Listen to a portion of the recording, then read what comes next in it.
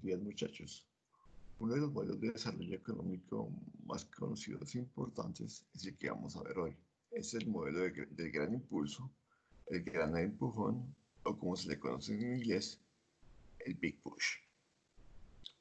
Bueno, estas son las acciones en las que se va a dividir nuestra presentación. Con respecto a este modelo, lo que tenemos que decir en principio es que su primer impulsor o los argumentos iniciales que se utilizaron para construir el modelo surgen a partir de Ross Stern en un artículo que él hizo en 1943, donde, digamos, él formulaba, digamos, o planteaba unas ideas acerca de cómo se podía lograr el desarrollo de los países. Digamos, estas ideas entraron un poco en el olvido y solo fue, aunque se utilizaban de todas formas políticamente, pero en términos teóricos, entraron un poco en desuso. Y solo fue hasta 1989 cuando Kevin Murphy, Andrew Schleifer y Robert Bishney, a partir de un documento que hicieron, recogieron las ideas de Ross Stern y crearon el modelo que vamos a ver. Claro que lo que vamos a ver realmente es una versión muy simplificada del modelo, mucho más cercana a la propuesta de Krugman del 95, de un libro pues que yo les compartí, que ahí tienen dentro de lo que es la página del curso. Pues el libro en realidad no es necesario que se lo lean, es muy interesante y muy sencillo porque se escribió en el marco de un ciclo de conferencias, de seminarios. Entonces, digamos, la matemática, por ejemplo, que se maneja es bastante sencilla y los análisis son bastante puntuales. Bueno, ya en cuanto a lo que sería la formulación del modelo, para que vean en qué consiste, se van a hacer los siguientes supuestos. En realidad, nuestros supuestos van a ser mucho más laxos de los que están mucho más sencillos, de los que nos manejan Murphy y sus coautores, digamos, para que recoger lo más importante del modelo. De todas formas, aquí una cuestión que es importante resaltar es que los supuestos que se van a manejar acá no son tan fuertes como los de la microeconomía tradicional, porque aquí la microeconomía tradicional está muy ligada en buena parte a lo que son los rendimientos constantes de escala, y para que podamos ver este Big Push, de alguna u otra forma también tienen que incorporarse lo que son los rendimientos que sientes a escala. Digamos, esa sería la única forma de abordar, digamos, los procesos de gran impulso que lleven a una economía hacia el desarrollo. Bueno, ¿qué tendríamos aquí? Aunque esto es mucho más de que supuesto, sería mucho más de notación. Aquí solo hay un factor de producción que sería el trabajo. La oferta total de trabajo va a ser fija y la vamos a llamar L. Vamos a considerar dos sectores de producción, uno tradicional que tiene rendimientos constantes a escala y uno moderno que tiene rendimientos crecientes a escala. Digamos, va a ver más adelante cómo es la remuneración laboral. Sin embargo, para en el sector trabajo, en el sector tradicional, el salario que este va a pagar va a ser igual a uno, dada la función de producción que ellos van a tener. Y por otro lado, para el sector moderno, este sector moderno puede pagar un salario que sea mayor que uno. En realidad estaría pagando un premio salarial, que es lo que llamaríamos W menos uno. Vamos a suponer que hay N tipos de productos donde N es un número muy grande. En el artículo de Murphy y sus coautores, pues ellos toman un continuum de productos, en consecuencia N es infinito. Pero para hacer el análisis mucho más manejable y no tener que utilizar integrales, vamos a suponer que el número de bienes debe ser discreto, va a ser N, pero que es muy grande, digamos, para que se den los contextos que vamos a analizar dentro del desarrollo de lo que es este modelo. En cuanto a las funciones de producción, lo que vamos a tener es que en el sector tradicional cada trabajador produce exactamente una unidad de producto, ¿sí? Digamos, este es el ejemplo más básico de lo que serían rendimientos constantes de producción a escala, que sería en cierta medida como una Leontief. Cada productor, o más que todo, no tanto Leontief, sino sería, perdón, una lineal, ¿sí? En este caso, cada trabajador produce una unidad de producto. solo podemos graficar. Entonces la función de producción del sector tradicional, si aquí tenemos trabajo y aquí tenemos producción, la función de producción sería esta línea continua que tiene una pendiente de 45 grados que marca una relación 1 a 1. Por otro lado, además del sector tradicional, existe el sector moderno, que tiene rendimientos crecientes a escala. Pero ¿por qué el sector moderno de entrada no domina el sector tradicional? Porque el sector moderno tiene que pagar un costo fijo para poder entrar a producir. Entonces lo que nosotros tenemos acá, ese costo fijo va a ser F y va a estar medido en número de trabajadores. ¿Por qué el número de trabajadores? Es que en este modelo no vamos a manejar capital para hacerlo mucho más sencillo. Entonces la forma más lógica de hablar del costo fijo sería decir que se necesita un número mínimo de trabajadores para que una empresa entre a operar. Pues porque no tenemos capital. La cuestión es que los costos iniciales que tiene que enfrentar una empresa, por ejemplo, si el salario es uno, eh, se podrían marcar también dentro de lo que sería esta recta que tenemos acá, que marcaría 1 a 1. Entonces, dado un salario de uno, pues digamos aquí lo que tendríamos es que el costo fijo inicial sería muy alto con respecto a lo que sería la rentabilidad de la producción y la empresa tradicional no adelantaría producción. Pero en la medida en que empiece a contratar trabajadores, su rentabilidad pues va a ser mucho más alta porque va a tener costos crecientes. En realidad la función de producción que vamos a tener para la empresa del sector, las empresas del sector tradicional, es esta que tenemos acá. Aquí asumimos que C es menor que 1. Es positivo, pero menor que 1. En realidad esto sería aquí, este tendría que ser, para que tenga sentido, tendría que ser así. Tendría que ser, estar entre 0 y 1. Lo que uno esperaría aquí es que fíjense que si este número de acá es demasiado bajo, entonces va a primar este número de acá. Entonces una producción negativa, pues eso no existe, la producción tiene que ser cero o positiva. Entonces esta función de producción solo empieza a dar efecto, a surgir, en la medida en que este término sea mayor que este término, es decir, en la medida en que L sea mayor o igual que F, pero es que la producción solo empieza a partir de este punto de aquí tenemos acá. Y a partir de ahí, de que se ha cubierto este costo, la pendiente esta es positiva. 1 sobre C, como C está entre 0 y 1, pues sería mayor que 1. Y dada esta función de producción, lo que nosotros tenemos aquí es que la demanda de mano de obra del sector moderno necesitarían cierta mano de obra para cubrir ese costo fijo que estamos hablando anteriormente, y la mano de obra adicional pues va a estar muy dependiente de su productividad marginal, ¿sí? Y las cantidades que están sí que sé, multiplicado por las cantidades que se estén produciendo en un momento dado. Entonces, bueno, ¿qué podemos además decir de este gráfico que tenemos acá? Pero quiero revisar un momento una cosa si me faltó. No, no es necesario. Mm, listo, el séptimo aquí, el séptimo supuesto, este es importante. Cada bien percibe una parte constante e igual igual del consumo del ingreso nacional. Pues, ¿qué implica esto? En principio, aquí los trabajadores, cuando van a percibir su salario, en realidad no existe un ahorro de modo convencional. Aquí realmente lo que tenemos aquí es que hay una determinada producción. Esa producción se va a repartir en cada uno de los trabajadores y el consumo que estos van a adelantar. Por eso es que no va a haber ahorro.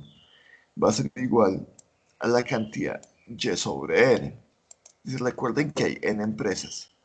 Entonces la producción de cada empresa, si la producción nacional es Y, entonces la producción que tiene cada empresa va a ser Y sobre N, y eso es igual al consumo que van a adelantar los trabajadores de las respectivas empresas. Entonces lo que nosotros tenemos aquí, las empresas adelantan una determinada producción y los trabajadores, lo que se debería ser de los consumidores, van a, digamos, apropiarse de todo lo que sería toda esa producción por intermedio del consumo. Digamos, este tipo digamos, de relación de demanda es muy común. Este patrón de consumo es muy común cuando tenemos elasticidad de demandas unitarias. Y eso también sería muy común también cuando tenemos en consideración que la función de utilidad de los trabajadores es una función de utilidad con Douglas, donde uno tiene una preferencia constante e igual sobre cada uno de los bienes. ¿Sí? Esa es la consideración implícita que ya detrás de este modelo no nos vamos a meter mucho más por lo que sería el lado del consumo realmente. Aquí lo que es realmente importante es que si en determinada labor productiva se tienen unos salarios y por ejemplo pudieran obtener unas ganancias, y eso ya lo veremos más adelante aun cuando se mete el sector tradicional, todos esos ingresos son de una vez gastados, digamos, en lo que sería consumo y no estamos dando vía previa para que se dé un ahorro. Bueno, ¿qué vamos a asumir? Vamos a asumir para que sea mucho más sencilla que la economía cerrada. Sin embargo, este modelo es extendible al caso cuando la economía no es necesariamente cerrada. Bueno, aquí pues no hay gobierno. Vamos a poner que hay competencia perfecta en el sector tradicional, con entrada gratuita y en realidad no hay ganancias económicas. Al final de cuentas, la entrada gratuita y la competencia perfecta me lleva a que los beneficios sean iguales a cero. En el sector tradicional hemos normalizado los salarios en uno, aquí lo habíamos supuesto, por aquí, perdón. Aquí los sectores se han normalizado el salario en uno. Entonces, ¿cuál es el precio que van a cobrar los productores del sector tradicional si el salario es normalizado en uno? Y en último, si el costo medio marginal de producción es igual a uno, pues el precio que van a cobrar en el sector tradicional para cada bien, esto es igual a uno. ¿Sí? Entonces, en este sector el precio de cada bien es igual a uno. Bueno, ¿qué vamos a asumir? Vamos a asumir que como máximo una única empresa del sector moderno puede ingresar a cada mercado. Aquí la idea, pues, es enfatizar el punto de que este tipo de empresas tienen rendimientos crecientes de escala. Entonces, entre mayor sea su producción, sus costos unitarios de producción o sus costos marginales de producción mejor y costos medios van a ser mucho más bajos y por lo tanto van a ser mucho más competitivos con respecto a empresas nuevas y esto se va a constituir como una especie de barrera a la entrada, como si se manejaran una especie de monopolios naturales. Bueno, ¿qué más tenemos? Bueno, al existir este tipo de monopolio, en principio a las empresas podrían colocar un precio que fuera superior a uno. Digamos, porque podríamos ver esto. Recuerden que cuando las empresas optimizan, el ingreso marginal es igual al costo marginal. Pero ¿qué tenemos en monopolio? En monopolio, recuerden de sus cursos de microdosis y de organización industrial, pero más que todo en micro 2, el ingreso marginal se puede notar aquí, así donde está la elasticidad precio de la demanda. Tenemos que la elasticidad precio de la demanda es unitaria, entonces aquí quedaría 1 menos 1, 0. Cualquier número multiplicado por 0 da un ingreso marginal de 0. Ello que implica que yo en realidad podría colocar cualquier precio acá, ¿sí? Y a partir de ese precio podría seguir obteniendo ganancias. ¿Sí? Entonces, yo como monopolista podría colocar un precio superior a uno, pero es que si fuera el único productor en el mercado. El problema es que también en los diferentes mercados todavía existe el sector tradicional. Y si el sector tradicional está colocando un precio que es igual a uno y yo voy a colocar un precio que está por encima de uno, entonces voy a perder clientes. Entonces, de entrada, si yo soy el único monopolio, digamos, no, en realidad estoy hablando de monopolista, pero monopolista dentro del sector modelo, dentro de la parte del sector moderno en un mercado, por llamarlo de otra forma. Entonces la cuestión es que el mismo mercado me va a llevar a que yo en principio cobre un precio de uno.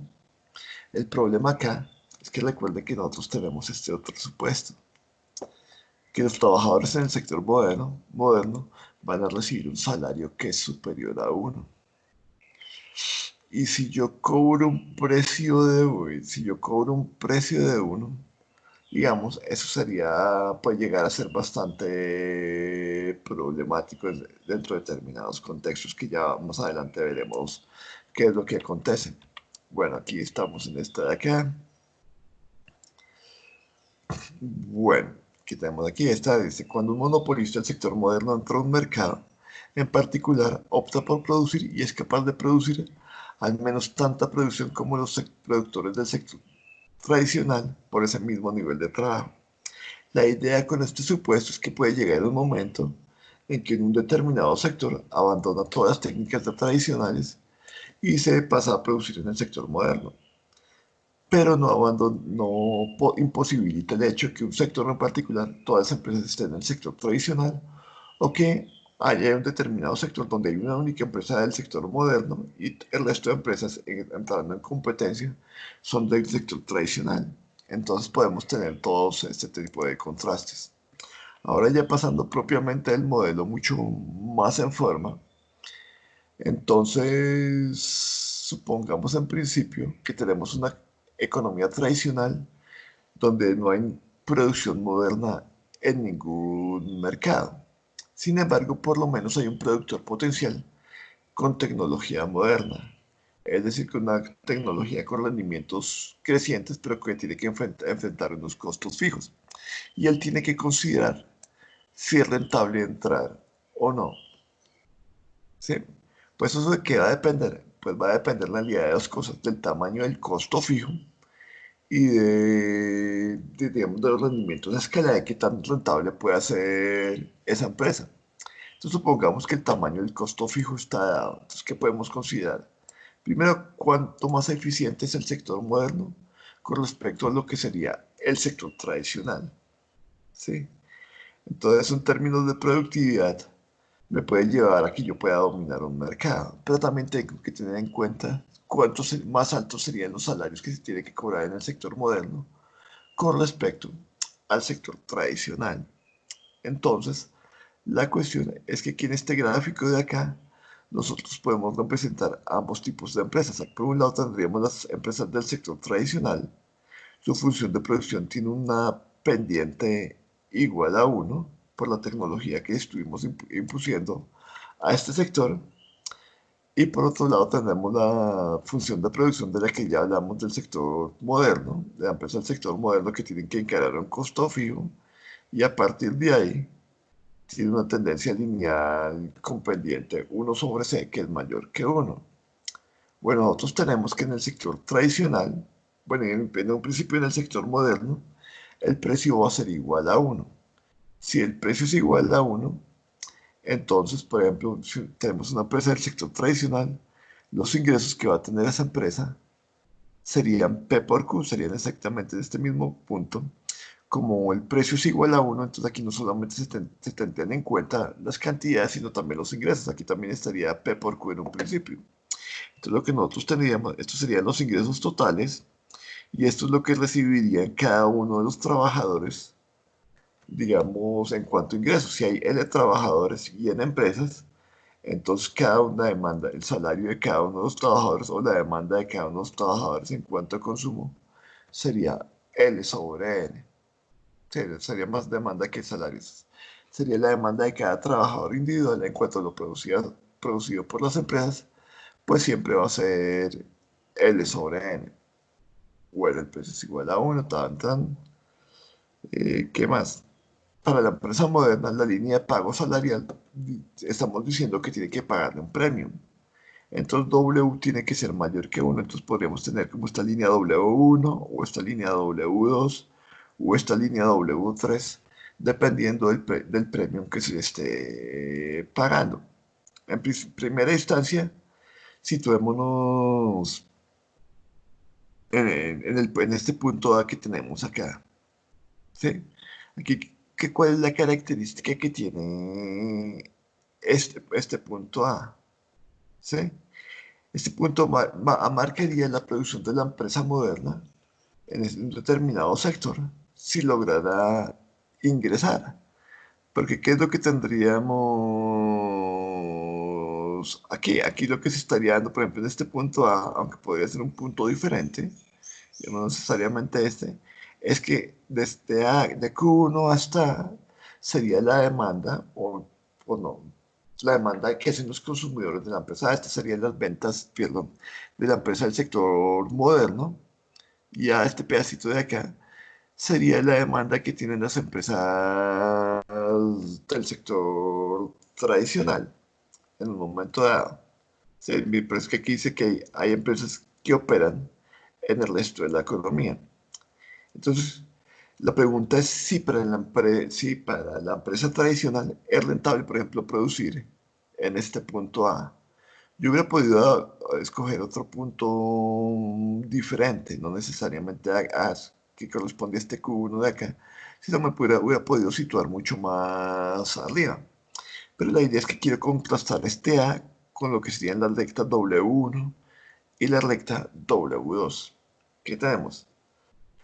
Sabemos que la empresa va a entrar solo si es rentable hacerlo. Y nosotros, ¿qué es lo que tenemos acá? Si las ventas se dan aquí en A, el precio va a ser de uno, mis ingresos van a ser de todo esto de A hasta aquí abajo, esta recta vertical hasta A, y los pagos salariales, si los salarios son W1, perdón, aquí W1, esto de acá, estarán mucho más bajos que los ingresos que corresponderían la recta que va de A hasta aquí abajo. Entonces, en ese contexto, si el salario es W1, vale la pena producir. ¿Sí? Entonces, cuando el salario moderno, relativamente moderno, es más bajo, entonces es rentable para la empresa producir. Pero si el salario hubiera, comparándolo con A, si el salario hubiera sido W2, la línea de salario, entonces lo que nosotros tendríamos es que esta producción, el salario sería mucho más alto y para la empresa en el sector moderno, pues no entraría. Pero este es un caso especial. Aquí en el punto A, lo que nosotros tenemos es que están interactuando al mismo tiempo en la empresa del sector moderno y la empresa del sector tradicional. Veamos qué pasa en un punto como B. Este que sería el punto de demanda más alto. Entonces lo que tenemos aquí es en un punto como B es que ya las empresas del sector tradicional no están vendiendo, toda la producción es adelantada por el sector moderno y en la medida en que el salario sea por ejemplo W1 y W2 para esta empresa sería rentable producir. Pero si el salario que estaba a pagar es W3 para la empresa no sería rentable producir en un momento dado. Bueno, en esta diapositiva, ¿qué más me falta decir? Espera un momento. Si la demanda es lo suficientemente alta. Ah, bueno, aquí la cuestión, listo. Listo, perfecto.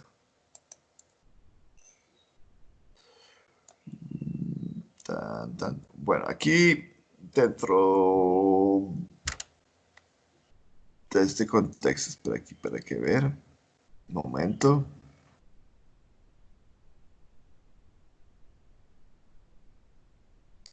Esto más o menos yo también lo había comentado con lo que es la empresa B.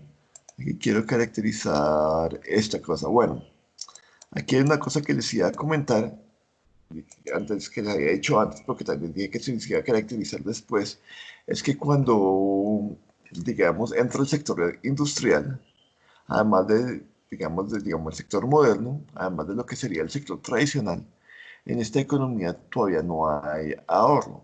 ¿Por qué no hay ahorro? Porque todos los ingresos, que en este caso serían ingresos salariales e ingresos por ganancias, se van a gastar en la producción. Veámoslo por qué. Situémonos, por ejemplo, que el salario sea W2 y que la producción sea Q2. Entonces, ¿cuántos trabajadores voy a demandar? El máximo número de trabajadores que hay en la economía es L. Si hay N empresas, entonces la demanda de trabajo de cada empresa sería el L sobre N. W2 por L sobre N es lo que paga cada empresa a sus trabajadores. Y este por N es porque hay N empresas. Bueno, entonces aquí lo que tenemos es el salario, el pago salarial que hace cada empresa a sus trabajadores, y esto multiplicándolo por n sería el salario total que paga la empresa en la economía. ¿Y cuáles serían las ganancias que tienen las empresas? Las ganancias de cada una de las empresas individuales, pues sería sus ventas menos efectivamente lo que pagan en salarios. Aquí el precio que paga cada una de las empresas, en principio, sería de uno, el precio sigue siendo unitario porque todavía enfrentan la competencia de posibles empresas tradicionales que se pueden meter dentro de la economía, que venderían a un precio mucho más bajo. Entonces el beneficio sería en esto que serían los ingresos menos los costos, y aquí hay N empresas dentro de la economía. Si nosotros sumamos los salarios totales con las ganancias totales dentro de la economía, nosotros vemos que este término de acá se cancela con este término multiplicado por n acá. Entonces, en últimas, lo que nos quedaría es que los ingresos, después de haberles descartado los costos, son iguales a la producción total. Entonces, los ingresos totales son iguales a la producción total. Por eso no hay cabida que haya ahorro dentro de este modelo. Y uno puede ver que dentro de este modelo se pueden plantear dos tipos de equilibrios, tal como está planteado así en su modelación sencilla hasta el momento. Uno, en el que todos los productores con técnicas modernas entran en todos los mercados y las ganancias y los salarios y la producción son más altos que antes.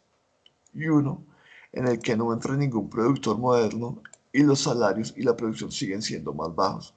O sea, vamos a tener un equilibrio, ya lo explicaremos, donde la economía es rica y va a haber una economía, un equilibrio donde la economía va a ser pobre. Entonces aquí funciona muy bien el argumento de la trampa de pobreza, donde si no se pasa cierto umbral dentro de la economía, no se va a llegar a un equilibrio de riqueza y siempre va a permanecer en lo que sí podríamos llamar un equilibrio de pobreza. Claramente, pues el equilibrio superior es mucho mejor. Sí, listo, esta parte ya la habíamos visto, ya la había comentado. Bueno, la cuestión aquí hay un punto interesante, pues ya lo hemos visto, que dependiendo de dónde se sitúe la línea salarial, va a marcar si el punto A, por ejemplo, acá de producción para el sector moderno, es rentable o si el punto B es rentable. Sí, o sea, si es factible llevar a cabo la industrialización. La cuestión aquí sobre estos tres salarios no es que vayan a ocurrir, esto es importante, no es que ocurra sucesivamente, que primero es este salario, que la economía se industrializa, llega este salario y después llega este salario de acá, sino más que todo se mostraría como una característica particular de la economía en un momento del tiempo que me llevaría a que pueda tener un nivel de producción o no. Entonces aquí tendríamos, digamos, dos tipos de situaciones, la A y la B. Una donde hay una industrialización total y claramente pues la sociedad mejora, además se pueden pagar unos salarios mucho más altos, y uno donde la industrialización es baja o puede que no haya industrialización, si por ejemplo el salario fuera W2, si el salario es W2 en vez de industrialización, pero porque hay beneficios, pero no hay industrialización porque los beneficios serían nulos, no serían positivos como en B. Entonces la cuestión es que puede que exista una falla de mercado, y cómo se va a manifestar esta falla de mercado. Si cada una de las empresas se mira individualmente y dice, yo voy a entrar al mercado,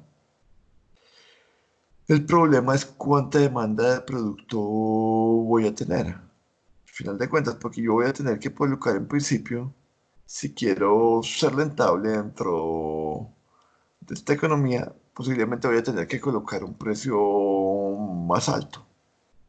O no necesariamente, si podría ser un precio más alto que el del sector tradicional.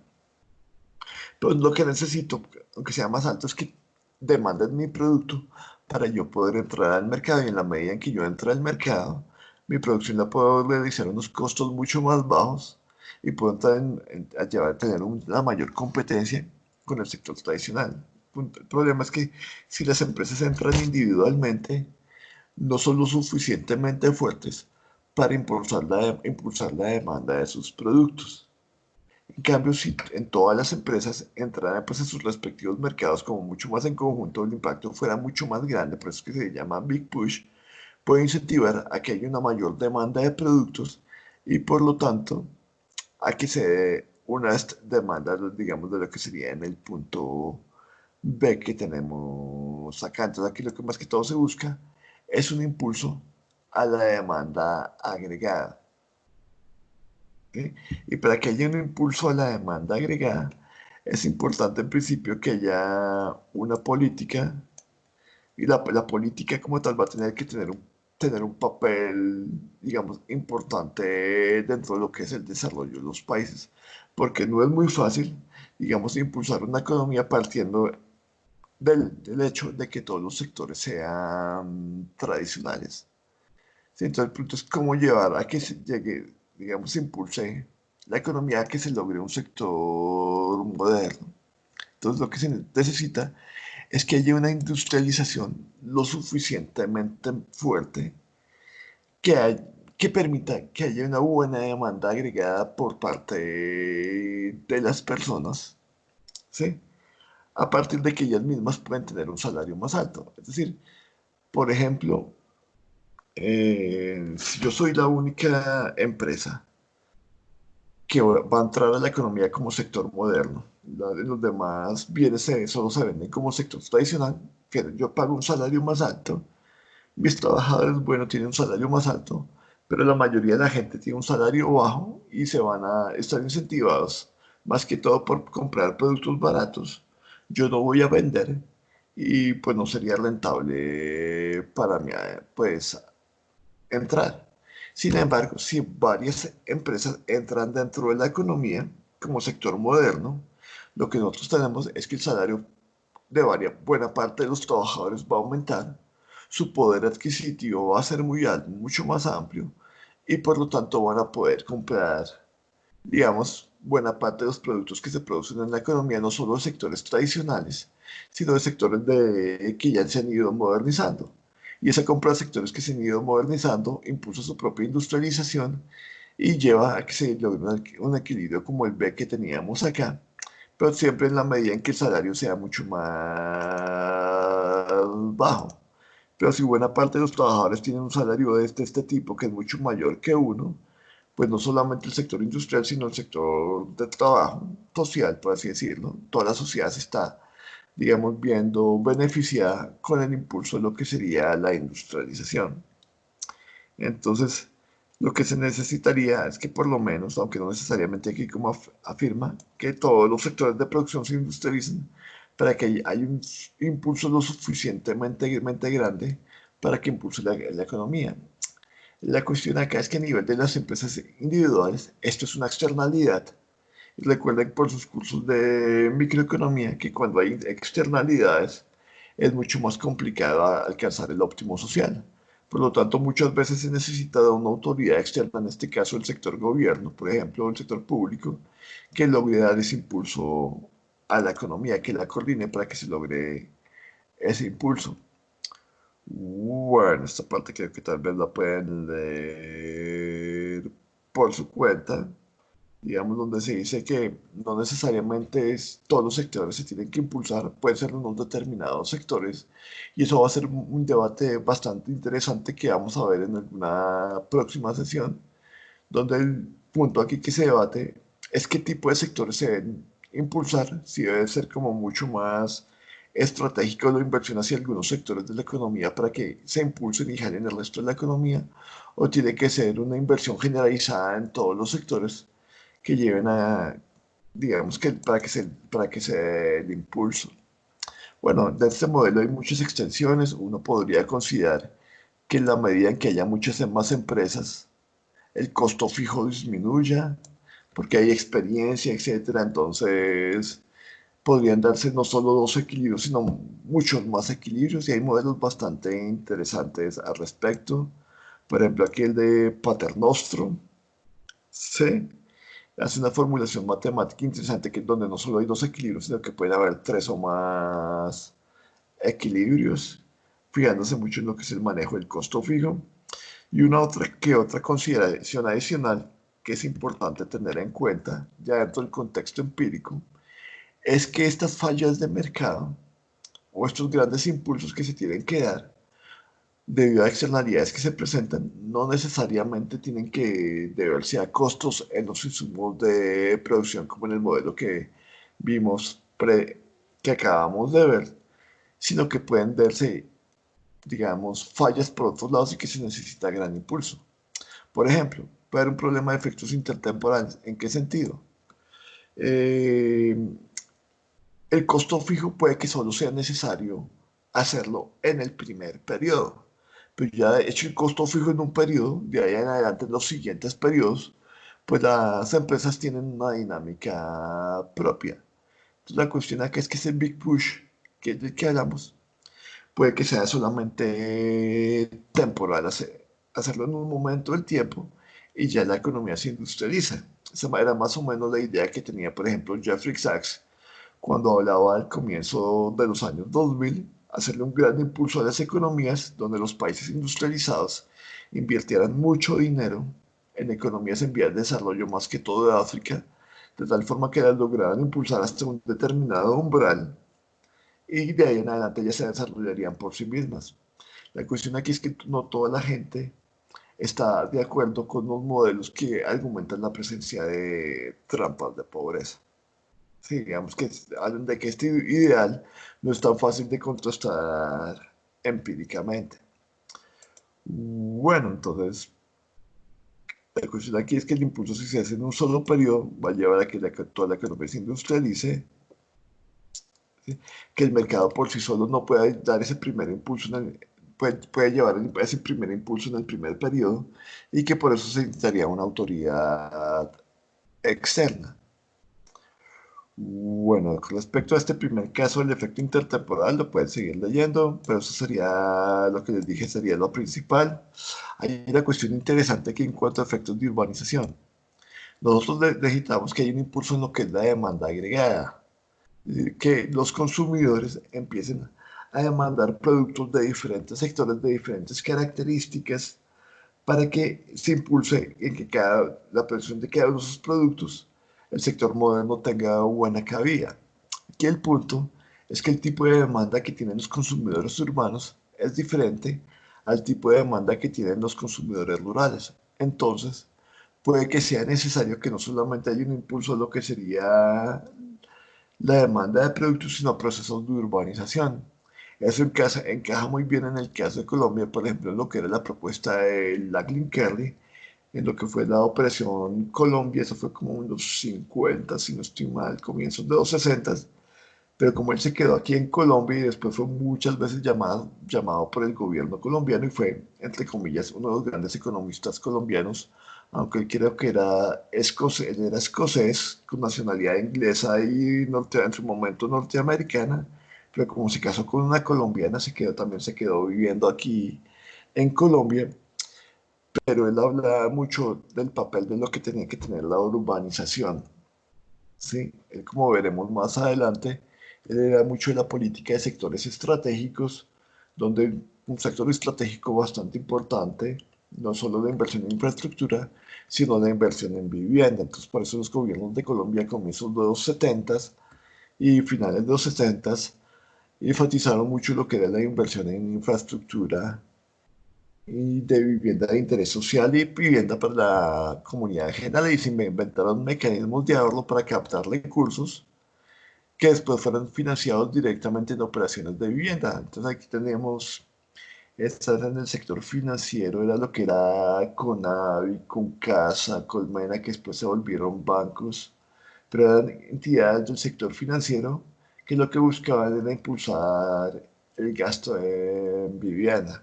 Pero eso ha cambiado un poco, pero la idea es que la urbanización va a cambiar el tipo de demanda que tienen los consumidores y eso ello puede impulsar a que compren bienes de diferentes sectores modernos y pues de mejor calidad que lo que en algunos casos que lo que ofrecería el sector tradicional.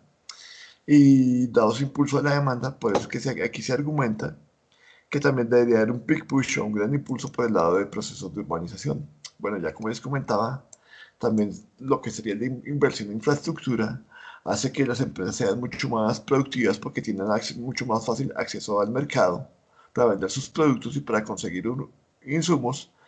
Y por lo tanto, esta es una forma, un sector que puede ayudar a catapultar a los otros sectores para que aprovechen su potencial de inversión en el sector o sectores de producción para que puedan invertir con tecnologías del sector moderno, sea mucho más, que sean de rendimientos crecientes. Bueno, aquí uno puede, pues también lo pueden leer por su cuenta, es bastante simpático, es muy acorde a lo que se ve empíricamente, porque la inversión en infraestructura es uno de los grandes motores para el desarrollo de los países. Entonces aquí, por ejemplo, ven en Colombia la inversión en infraestructura de carreteras 4G, 3G, en inversión en aeropuertos, volverlos más internacionales. Todavía sigue el debate de lo que sería la inversión ferroviaria, pues hay una buena inversión en puertos. Tenemos no solo inversión en infraestructura para sacar los productos hacia el exterior, sino para interconectar el país, para que también haya una mejor convivencia, y no solamente económica en este caso, una mejora económica, sino también política y social en las diferentes regiones, etcétera. Bueno, aquí hay algo importante es que si queremos adaptar tecnologías modernas, muchas veces estas tecnologías modernas necesitan una mayor capacitación por parte de las personas. Entonces, parte de las políticas Big Push que muchas veces se plantean están por el lado del sector educación, ¿sí? Porque tiene que necesitar cierto nivel de educación de los trabajadores, se necesitan estar capacitados de tal forma que puedan adaptar las tecnologías mucho más fácilmente las tecnologías del sector moderno y por lo tanto se puede aprovechar mejor el gran impulso que se dé a partir de la productividad.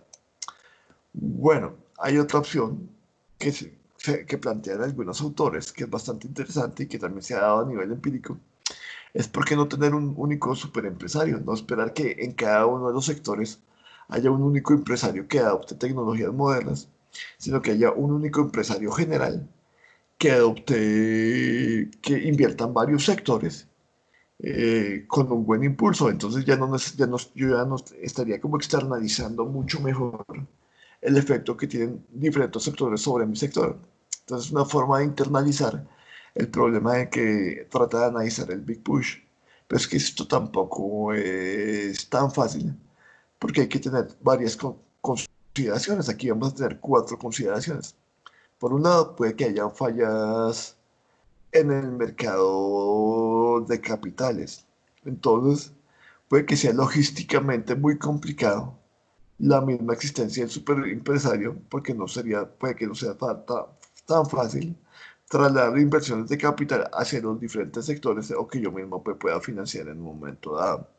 Por otro lado, existen costos de agencia. Eso lo veíamos en la organización industrial. En el punto en el que las empresas se vuelven más grandes, recuerden que Ronald Coase hablaba, también Oliver Williamson, que en la medida en que aumenta el tamaño de las empresas es mucho más complicado tener un control sobre lo que es cada una de las partes, porque ya se vuelve, digamos, cada vez un monstruo más grande. Entonces los costos a nivel de empresa van a aumentar, aunque los costos a nivel de mercado, porque van a disminuir también las externalidades y por lo tanto los costos a nivel de mercado disminuyen. Entonces aumentan unos costos y disminuyen los otros costos. Entonces puede que esos costos de agencia que sean a nivel de empresas pues, lleven a que la existencia de ese superempresario que impulse toda la economía, pues no se dé. En algunos casos, en algunos países, se trató de implantar más que todo en los países del bloque comunista tipo Unión Soviética, en que ese gran empresario fuera el Estado. Pero el punto es que el Estado, digamos, aunque pudo movilizar los capitales, tenía unos costos de agencia demasiado altos, tenía empresas que en algunos casos eran muy improductivas, Además, cuando se tienen empresas tan grandes puede haber fallas en comunicación, porque si yo trato de abarcar todo, no es tan fácil, digamos, coordinar todo lo que sería el funcionamiento de una empresa. Y además hay que tener en cuenta que también hay límites en el conocimiento. Si yo me especializo en conocer un determinado mercado, puedo montar una muy buena empresa en ese mercado. Pero si trato de abarcar y abarcar mercados, puede que inviertan varias empresas en diferentes mercados, pero ya mi grado de especialización de productividad lo más probable es que no sea tan alto. Bueno, ¿y qué más teníamos? Ya pues sería la cuestión empírica, es que, digamos, en la vida real no se ha dado un super empresario y cuando este se ha dado como en los países del bloque comunista de la Unión Soviética, no es que haya funcionado bastante bien, no ha funcionado muy bien. Es más, en los países del este de Asia, sus procesos de industrialización se dieron no necesariamente con la presencia de un superempresario. Bueno, y alguno de ustedes me podría decir, bueno, ¿y qué pasa con China? Exacto, bueno, China tiene un superempresario a nivel político, por ese lado sí, pero a nivel económico, gracias a las políticas de Deng Xiaoping, sí se le da cierta libertad a lo que es la empresa privada en cuanto a determinadas inversiones. Y además, el sector público ha sido demasiado estratégico sobre dónde invertir. Por ejemplo, una de las empresas que tiene bastante resonancia política y económica hoy en día es Huawei, que no solamente invierte, digamos, en celulares, sino también en las antenas que permiten movilizar como la red de celular a nivel de los países, como la transmisión de onda, que tiene, digamos, ellos han mejorado bastante esa tecnología y es uno de los grandes debates que tienen con Donald Trump. Por ejemplo, Huawei ya alcanzó lo que son las tecnologías 5G, digamos que son las de que mandan la parada, que parece que van a mandar la parada en el mundo por lo menos en el momento. Y Estados Unidos no quiere que Huawei sea el encargado de las tecnologías 5G, por ejemplo, allá en su territorio, sencillamente porque dice, no, el gobierno chino puede imponerle a Huawei que por cuestiones de seguridad nacional rastree las comunicaciones internas de los países. Digamos, eso sería factible.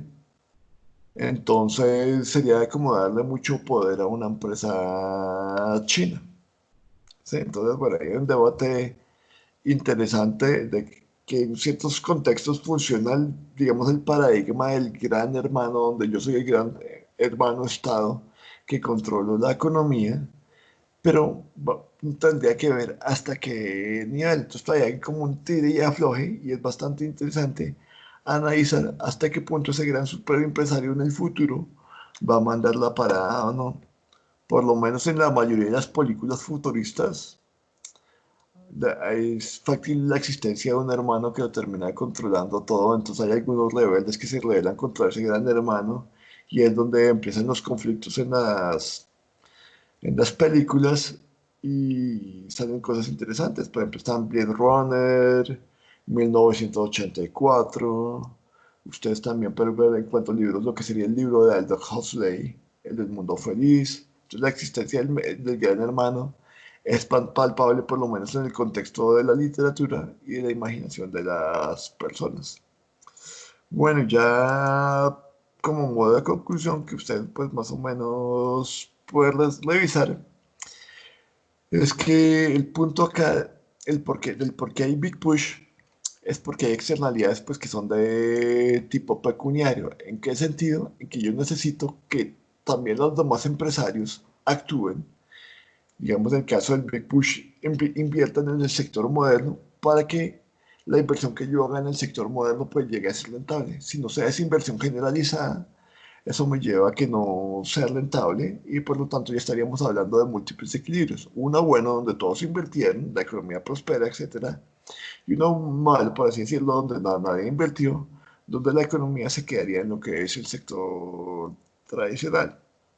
Entonces, dada la existencia de externalidades, necesitaremos de un agente externo que coordine, digamos, a que todas esas externalidades pecuniarias que existen se puedan solventar. Bueno, muchachos, eso es todo lo que te tendría que decir con respecto a este modelo. Les recomiendo leer cuando tengan tiempo, posiblemente después del que terminemos el curso, el libro de Krugman, que es bastante sencillo, simpático, y les puede dar no solamente ideas con respecto al desarrollo económico, sino que por su mismo nombre, ya se me olvidó un poco, también trata otros temas interesantes de la economía. Bueno, muchachos, nos veremos entonces. Hasta pronto.